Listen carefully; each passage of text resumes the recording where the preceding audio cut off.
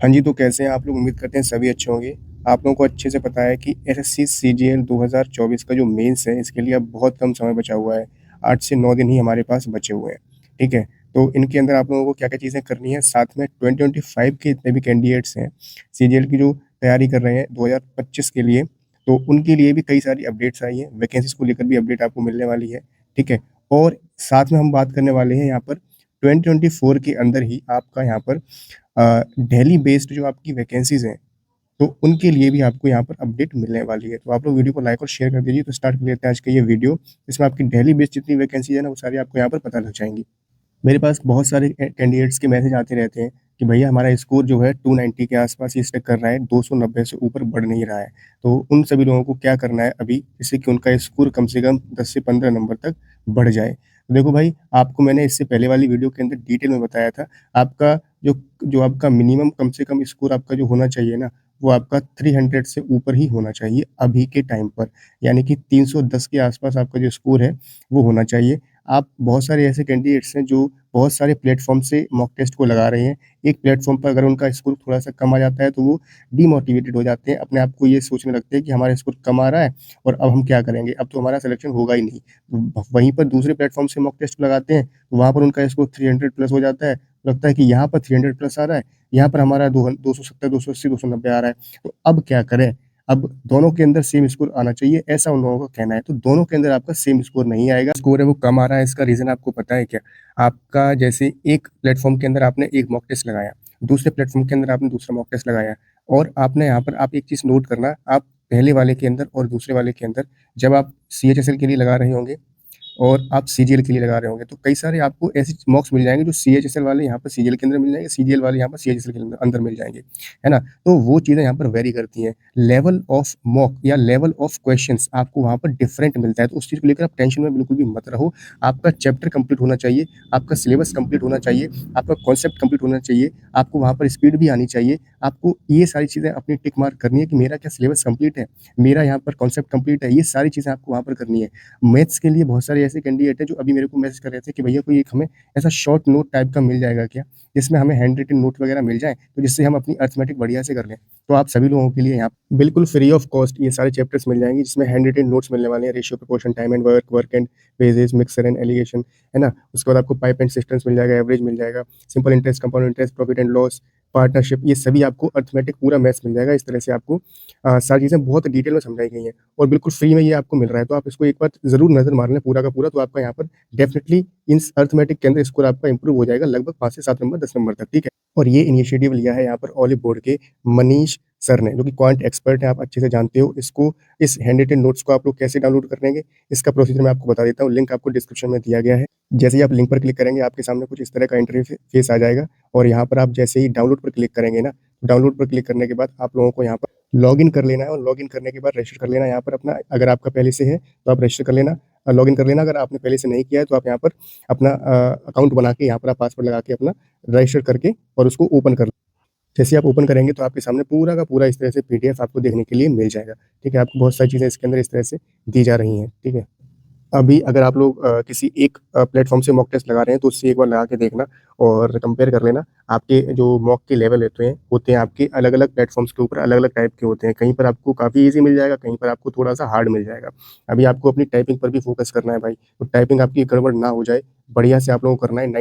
98% तक एक्यूरेसी लेके जाओ, ये मेरी आप लोगों से यहाँ पर रिक्वेस्ट है, क्योंकि 98 वाली अगर आप एक्यूरेसी लेके जाओगे, तो वहाँ पर आपकी स्पीड भी कम होगी एग्ज़ाम हॉल के अंदर, आपसे गलतियाँ भी होंगी, तो वो चीज़ आपको वहाँ पर बार-बार आप लोगों को ना करना पड़े, इसलिए अभी सारी चीज़ें कर लीजिए अच्छे से, ठीक है?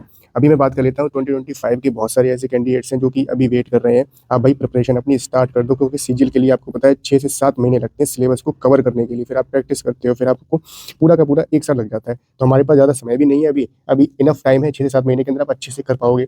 तो इनकम टैक्स डिपार्टमेंट के अंदर आपका वैकेंसीज़ आपको मैंने सैंक्शन स्ट्रेंथ वगैरह बताई थी दिल्ली ज़ोन के अंदर। तो दिल्ली के अंदर आपकी सैंक्शन स्ट्रेंथ है आपका इनकम टैक्स इंस्पेक्टर के लिए, जो कि मैंने आपको बताई हुई थी पहले से भी, तो वो है आपकी 1798 और वर्किंग स्ट्रेंथ है आपकी वहाँ पर दिल्ली के अंदर 1712, तो 86 आपकी वैकेंसी वहाँ पर वैकेंट बचती हैं। ऐसे ही आपकी ऑफ़िस ऑफ़िस सुपरिटेंडेंट की जो वैकेंसीज़ हैं, वो आपकी 1985 टोटल हैं यहाँ पर सैंक्शन स्ट्रेंथ, और वर्किंग स्ट्रेंथ है आपकी वहाँ पर 788। वैकेंट बची आपकी यहाँ पर 1197 वैकेंसीज। ऐसी आपकी टैक्स असिस्टेंट की वैकेंसीज हैं जो कि आपकी 1676 है टोटल वर्किंग स्ट्रेंथ, 1202 है आपकी वर्किंग स्ट्रेंथ और सैंक्शन स्ट्रेंथ है 1676। वैकेंसी यहाँ पर आपकी बचती है 474। ऐसे ही आपकी यहाँ पर बेंगलोर का भी आ चुका है ना। तो बेंगलोर जोन के अंदर आपकी आपको बताई गई आपका इनकम टैक्स इंस्पेक्टर का जो सैंक्शन स्ट्रेंथ है वो है आपका 835 और वर्किंग स्ट्रेंथ है 764 और फिर वैकेंट बचता है आपका 71। मतलब इतनी वैकेंसीज हैं अभी। और ऑफिस सुपरिटेंडेंट की यहाँ पर 968 वर्किंग सैंक्शन स्ट्रेंथ है और आपका 58 वर्किंग है। वैकेंसी बचती है 910। तो और टैक्स असिस्टेंट की आपकी 772 है total sanction strength, working strength 321 की है और इसके बाद 451 की आपकी यहाँ पर वैकेंट है। तो अगर देखा जाए तो आपको नया एक पोस्ट मिलने वाला है ऑफिस सुपरिटेंडेंट के। इसमें आपको कई अच्छी अच्छी जगहों पर आपको बहुत सारी वैकेंसी देखने को मिलने वाली है। अब हम बात कर लेते हैं यहाँ पर 2024 के लिए दिल्ली बेस्ड वैकेंसीज कितनी है हमारे पास। ठीक है, तो आपका यहाँ पर मैं यहाँ पर डिपार्टमेंट आपको बता दूंगा। ठीक है, और इसके बाद आपकी यहाँ पर पोस्ट मिल जाएगी आपको और इसके बाद आपको यहाँ पर वैकेंसीज का यहाँ पर लिख देता हूँ। ठीक है जी, तो डिपार्टमेंट है आपका यहाँ पर CSS, जिसका पोस्ट का नाम है ASO। और ये सारी ASO वाली जितनी भी पोस्ट होती है ना भाई, वो सारी आपकी दिल्ली के अंदर ही होती है। तो 1433 टोटल वैकेंसीज हैं। रेलवे के अंदर आपकी जो वैकेंसीज हैं ASO के लिए वो है आपकी यहाँ पर 3 वैकेंसीज। MEA के अंदर आपकी जो वैकेंसीज है ministry of external affairs ASO की वैकेंसीज वो है आपकी 181। और इसके बाद आपका यहाँ पर इलेक्शन कमीशन की वैकेंसीज है ASO की, वो है आपकी 11 वैकेंसीज। इसके बाद आपकी यहाँ पर AFHQ यानी कि एयरफोर्स हेडक्वार्टर्स के अंदर आपकी ASO की जो वैकेंसीज हैं वो है आपकी 19 वैकेंसीज।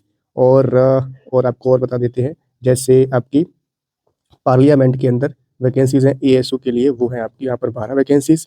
और इसके बाद आपका यहाँ पर इनकम टैक्स के अंदर भी आपकी वैकेंसीज हैं जो कि हैं आपकी इंस्पेक्टर पोस्ट के लिए 49 वैकेंसीज हैं। और एक्साइज वालों की यहाँ पर है वैकेंसीज आपकी इंस्पेक्टर की 163 है। एक दो डिपार्टमेंट्स और भी हैं, तो लगभग आपके पास 1875 के आसपास या 1900 के आसपास वैकेंसी दिल्ली के अंदर देखने को मिल जाती है। सबसे कम कट ऑफ आपको पता है AFHQ के अंदर जाती है आपकी ASO की कट ऑफ। ठीक है, तो ये सारी चीज़ें हैं। बाकी आप लोग तैयारी करते रहो, बढ़िया से पढ़ाई करते रहो। मिनिमम स्कोर आपका 310 के आसपास होना चाहिए। ठीक है जी, तो ये आप लोग दिमाग के अंदर रखना। अगर एग्जाम का जो लेवल है ना वो आपका लास्ट ईयर की तरह रहता है तो की तब की बात कर रहा हूँ मैं। बाकी आप लोग खुद समझदार हैं, हर साल कंपटीशन बढ़ जाता है, हर साल कट ऑफ आपकी ऊपर ही जाती है। ये चीज़ आप अच्छे से जानते हो। मैंने आपको पोस्ट वाइज आपको कंपेयर करके सारी वीडियोस दिए हुए हैं, तो एक बार प्लेलिस्ट को चेक कर लेना। और मैं तो ये कहूँगा कि अभी आप अपना ज़्यादा टाइम वेस्ट मत करो। ठीक है, अपना मॉक के ऊपर ध्यान दो थोड़ा सा। और बाकी एग्जाम से 2 दिन पहले आप लोग जो है अपना मॉक टेस्ट बिल्कुल लगाना मत। ठीक है, 2 दिन पहले आप लोग एग्जाम से मॉक टेस्ट मत लगाना, कोई भी मॉक टेस्ट मत देना। ठीक है, अब बाकी ये सारी चीज़ें कहना चाहता हूँ। अगर आप लोग किसी भी तरह का डाउट है आपका तो आप लोग मुझे इंस्टाग्राम के ऊपर मैसेज कर देना। ठीक है, आप मुझे फॉलो करके मैसेज कर दोगे ना तो आपको वहाँ पर मैं तुरंत से रिप्लाई भी कर देता हूँ। तो उसको आप लोग एक बार चेक कर लेना। मिलते हैं आपसे नेक्स्ट वीडियो में। और 2 दिनों से मैं थोड़ा बाहर था, एक इवेंट में गए हुए थे भाई। तो वहाँ की जो जितनी भी चीज़ें हैं, फ़ोटोज़ हैं आपको और सारी चीज़ें, वो आपको हमारे इंस्टाग्राम पर ही दे दी जाएँगी। तो उसको आप एक बार ज़रूर देख लेना। ठीक है जी, बहुत बढ़िया-बढ़िया लोगों से मीटिंग हुई है, तो वो चीज़ आप लोगों को इंस्टाग्राम पर मिल जाएगी, तो फॉलो ज़रूर कर लेना एक बार। उसका लिंक आपको डिस्क्रिप्शन में दे दिया है। मिलते हैं आपसे नेक्स्ट वीडियो में एक नई इन्फॉर्मेशन के लिए। जय हिंद, वंदे मातरम।